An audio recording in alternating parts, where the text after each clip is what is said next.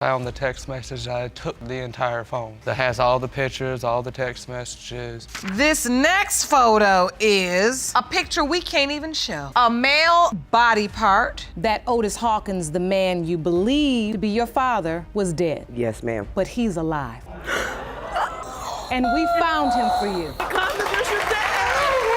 Felt like I was pressured, getting pushed to the point where I should cheat just to make you happy. Because this is what you're doing. You putting pressure on. That was your logic? Yes, that was my logic, because every day she's saying, hey, you're a cheater, you're a cheater. In a twist no one saw coming, not even M. Night Shyamalan, the courtroom drama of White v. U. White kicks off with Mrs. White's audacious move to save her crumbling marriage by proving Mr. White is indeed the superhero dad of their daughter Savannah, amidst a backdrop of scandalous infidelity. Grab your popcorn because you ain't seen nothing yet. This is a case of White versus White. Thank you, Jerome. Good day, everyone. Ms. White, you've opened your case because your last and only way to save your marriage and family is to prove to your husband that fathered your 3-year-old daughter, Savannah. Yes, sir. You admit you've cheated in the past, but once the results are revealed, your husband will trust you again. Yes, Your Honor. As the plot thickens and the suspense builds, Mr. White, with the skepticism of a detective in a noir film, questions the real MVP status of his fatherhood to Savannah thanks to the spicy extramarital salsa his wife was dipping into. He's teetering on the edge of calling it a quits, pending the dramatic drum roll of the test results. Spoiler alert, the juiciness is just beginning. And as much as you love Savannah, you do not believe you're her biological father and are prepared to divorce your wife when the test proves your case. Is that correct? Yes, Your Honor. Mr. White, a divorce? Yes, ma'am. Explain. I just can't be with somebody that's gonna constantly cheat on me and have me raised. The saga takes on more loops than a roller coaster at Six Flags, with the courtroom becoming the stage for the airing of the White's dirty laundry, featuring Mrs. White's infidelity that started shockingly a week post-marriage, and Mr. White turning into Sherlock Holmes, uncovering his wife's escapades through neighborly gossip and the deep, dark woods of social media. Brace for impact. The revelations are about to get real. Doing the snooping on Facebook, seeing where his location was, looking through her phone, and then we got into an argument one night. He showed up, and that's when I knew there was something happening. You just don't have any trust in this relationship. No, because from a week after we got married, catching her cheating constantly. A week after you got married? Yes, Your Honor. Ms. White, have you been cheating? Yes, but I have like abandonment issues. Digging deeper into this soap opera, Mrs. White spills the beans on her cheating escapades, citing a void of love and affection, possibly a side effect of watching too many rom-coms rooted in her abandonment issues from being adopted. The plot thickens, twists, and basically does a quadruple axel as we glide into the next chapter. Because you admittedly have been cheating, you've had to open this case to Correct. prove paternity of Savannah in hopes of saving your marriage. Yes, our anniversary is in 2 days, so I want to make this right so we can better our marriage. Raising the stakes to sky-high levels, the countdown to their anniversary puts the pressure on solving the paternity puzzle of Savannah. Mrs. White is on a mission to prove her husband's daddy credentials to save their roller coaster marriage. You're not ready for the twists and turns coming up. I moved in with them after a month of being together. I ended up getting pregnant with our first child, and we ended up getting married, and everything just happened so quickly at 19 years old. And so you got married young. Yes.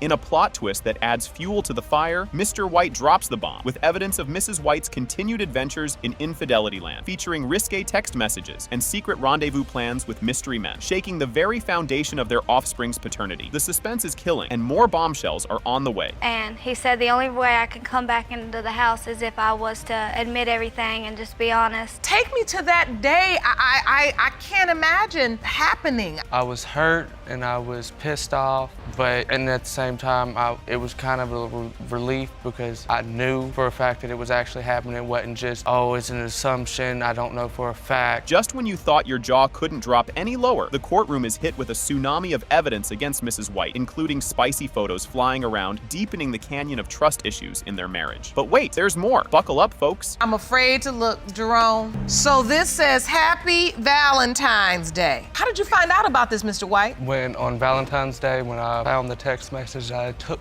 the entire phone. That has all the pictures, all the text messages, all the calls, everything. This next photo is a picture we can't even show. A male body part. In a teary-eyed, nose-sniffling confession, Mr. White pours his heart out about his undying love for his kiddos and the Herculean struggle to leave the chaotic embrace of his relationship, all while dodging Mrs. White's manipulation grenades aimed at keeping him in the game. The emotional roller coaster is just picking up speed. What are you feeling right now? I just love her. She has maturity what you would call, she aspirates. So when she drinks, she has to have it thickened, or half of it will go into her lungs and she'll get pneumonia. Difficulties than my other children. I just love her.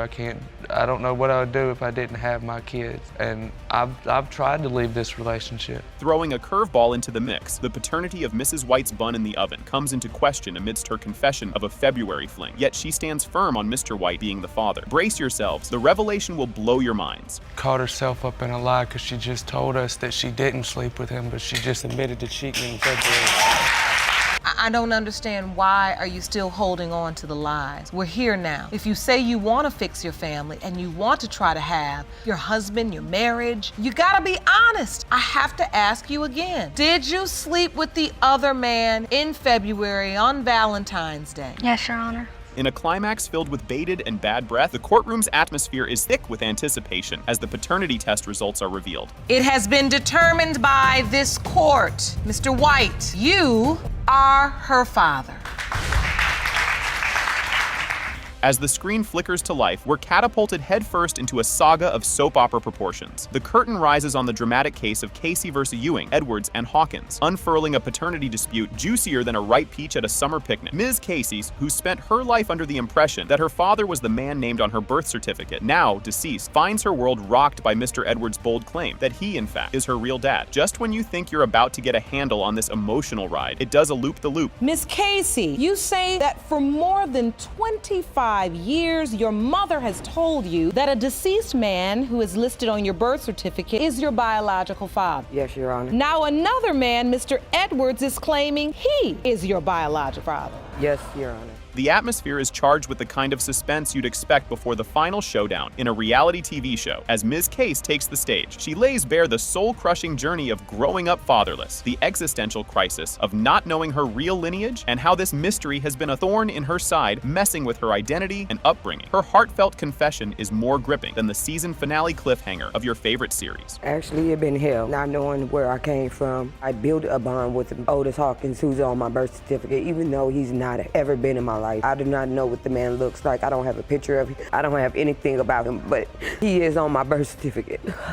My oldest daughter I passed Hawkins on to her. So I pretty much raised my kids the way that I have never been raised. I make sure that the mother and the father is in the home. Ms. Ewing throws in a plot twist worthy of an award. She narrates her valiant attempts to bridge her daughter with the family of Otis Hawkins, only to stumble upon the bombshell that he was supposedly pushing up daisies. This twist not only thickens the plot, but drenches it in a layer of mystery and melancholy, proving that when it comes to family drama, truth is stranger than fiction. And just when you think you're piecing the puzzle together, someone scatters the pieces. I called his cousin to see did she want to spend time with LaConda, and she informed me then that he had been shot in the head by his brother and he was deceased. LaConda was 7 years old when I was told that. I didn't want to tell her until she got older. I didn't know how to tell her, and I'm telling you exactly what I was told.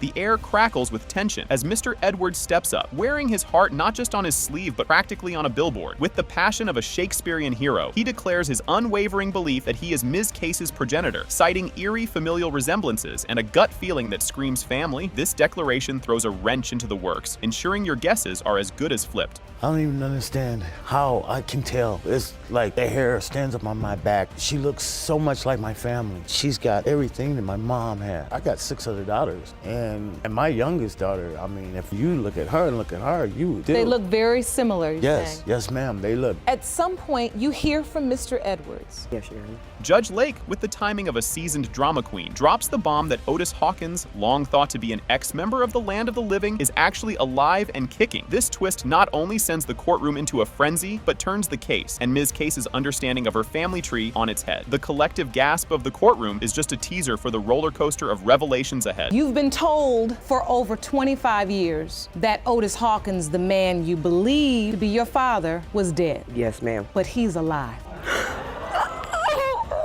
And we found him for you. Oh my Mr. Hawkins.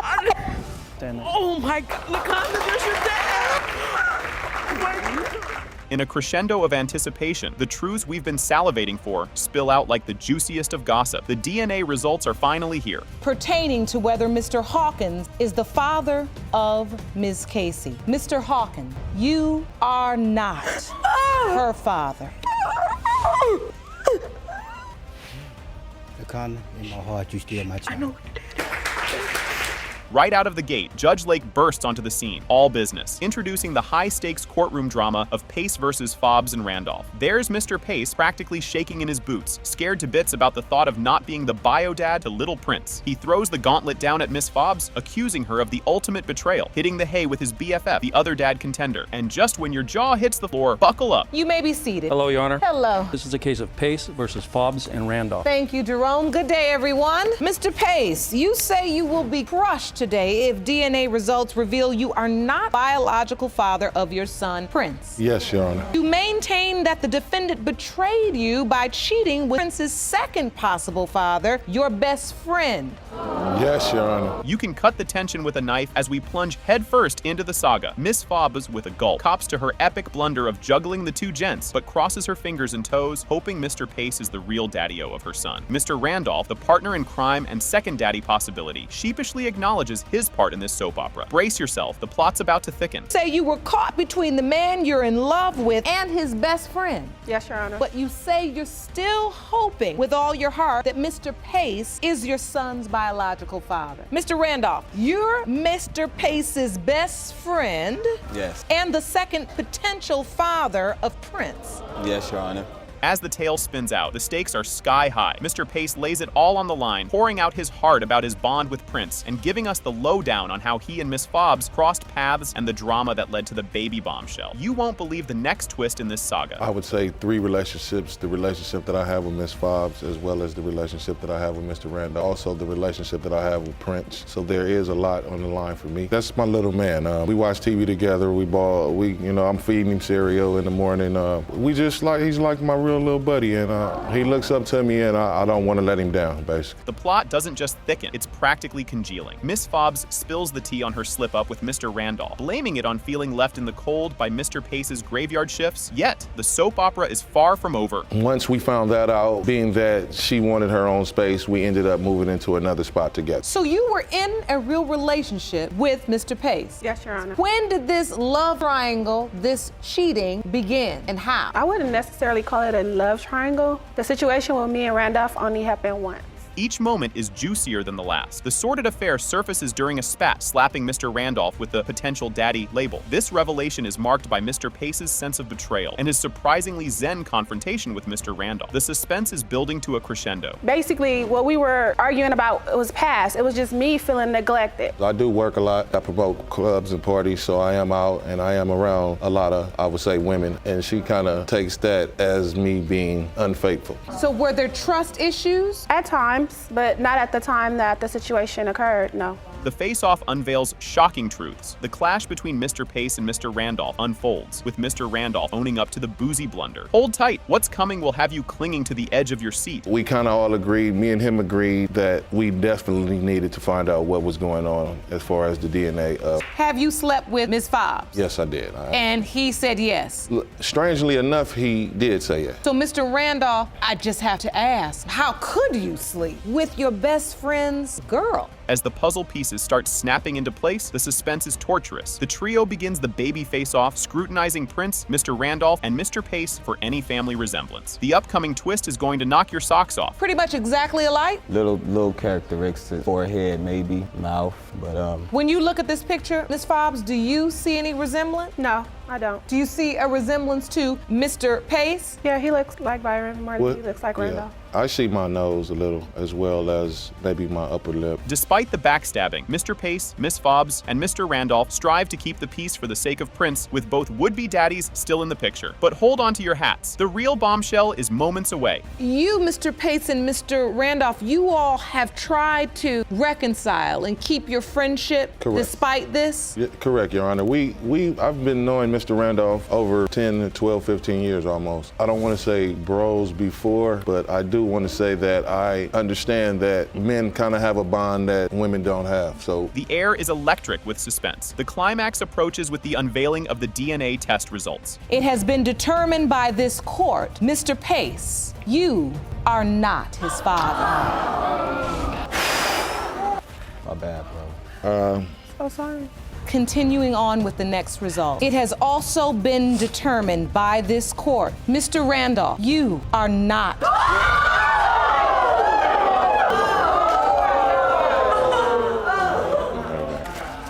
In an absolutely electrifying moment that had everyone on the edge of their seats, the saga of Beto versus Bolton kicks off with a bang, complete with the judge's dramatic entrance and a courtroom buzzing with anticipation. Ms. Beto, visibly agitated, lays into Mr. Bolton for demanding a DNA test for their little one, Ileana, arguing that his quest for genetic confirmation has thrown a wrench into their previously blissful domestic bliss. Mr. Bolton, on the other hand, is a picture of desperation and determination. Ms. Beto, you say you were furious when the defendant asked you for a DNA test on your 7-month-old daughter, Ileana. Now you claim that request has broken up your happy home. Mr. Bolton, you state you have reason to believe Ms. Beto's child may not be your biological daughter. You say you are desperate to discover the truth because you've already grown to love her as your own. Yes, ma'am. As the courtroom falls into a suspenseful silence, Mr. Bolton dives into a heartfelt monologue about his last courtroom drama where the verdict shattered his dreams of fatherhood to another child. He recounts the whirlwind of emotions when Ms. Beto announced her pregnancy, clinging to hope for a child of his own. But the plot thickens in the delivery room when a doctor, with the subtlety of a bull in a china shop, hints at doubts over the baby's paternity based on her complexion, igniting a wildfire of gossip and speculation about Ileana's looks. Dive deeper into this emotional quagmire with us, but brace yourself for the jaw-dropping turns ahead. Not his father. Mr. Bolton, so what has happened since you were last here? Since last time I was in court, I was very devastated to find out the news about the young boy not being mine. But in the same sense, I was happy because Ms. Beto was pregnant with a child supposed to be mine. The plot thickens even more as the couple navigates through a minefield of skepticism from everyone around them, relatives, pals, and even nosy Parkers, over Ileana's paternity, thanks to her fair skin and bright blue peepers. This relentless scrutiny puts their love on the line and fans the flames of Mr. Bolton's insecurities, despite Ms. Beto's best efforts to calm the storm with reminders of their diverse heritage. Hang tight, because the tale is about to twist into even more captivating knots. But that's what I'm saying. For the father, that can be overwhelming. It can be overwhelming. You have to know your mate. And if you know that you have a loyal, faithful, loving woman, then anything anybody say, so Mr. Bolton, did you know you had a loving, faithful, loyal woman? I did, but that's the relationship. If you look at the baby's, man, the baby's white. The atmosphere was electric with suspense as Ms. Beto confesses to a fleeting separation and a mysterious rendezvous with another gentleman during a tumultuous phase, throwing Mr. Bolton's paternity doubts into overdrive. The drama intensifies with Mr. Bolton's haunted past of paternity puzzles and Ms. Beto's passionate defense of her honor. Strap in for an emotional whirlwind that's about to get even wilder. I felt like I was pressured, getting pushed to the point where I should cheat just to make you happy. Because this is what you're doing. You put pressure on me. That was your logic? Yes. That was my logic, because every day she's saying, hey, you're a cheater, you're a cheater. So look, I cheated, I did, and I admit to that. She left. She wanted to go stay with her Your Honor, relatives. he didn't admit to cheating. I saw the texts from the female, all right? And I confronted him like a woman should. I'm gonna confront. With each word spoken, the courtroom's anticipation reached fever pitch as the estranged lovebirds bring out a visual aids bonanza, comparing Mr. Bolton's and Ileana's features in a dramatic photo showdown. The relentless cloud of uncertainty and emotional chaos pushes them to a temporary split amidst declarations of undying love and commitment to Ileana against all odds. Prepare your heartstrings for an epic tug of war in the episodes to come. If you felt like that, you should have been said that. You don't wait 7 months later and then tell somebody like that. We're supposed to get married and everything. What you mean? Yeah, but when he told me that, we were in the bed and the first thing he said to me is, oh, you know I love you, right? And then after that, I don't even know how we got to it. All I know is he was like, oh, I don't think she's mine. I want a DNA test. And yeah, I lost it and I wanted him to get out. Yeah, you're right. I did kick you out because I told him either I'm gonna leave and go to my family, which is far from them. As emotions surgeyed like a tsunami, heart-wrenching testimonies from the distraught parents paint a vivid picture of their deep bonds with Ileana and the torment wrought by the paternity debacle. A tear-jerking video submission captures Mr. Bolton in tender moments with Ileana, underscoring his fervent wish to remain her dad. DNA be damned. The climax looms on the horizon, promising a twist you'd never see coming. Time she got pregnant, the day in labor, hospital. I just really want to be a father to this child here. I've been there since day one. Still? I am. Just because, yeah, my past, and you know. And the last time you were in like court? The signs. The last time I was in court, I mean, you know, came out, not sure. But the signs are there, so many people saying it. I need to be sure. I understand about people's past. Everybody has a past. The courtroom was a cauldron of suspense as the verdict unveils. It has been determined by this court. Mr. Bolton, you are her father. ¿Qué ellos dicen? Your Honor, can I ask Ms. Beto a question?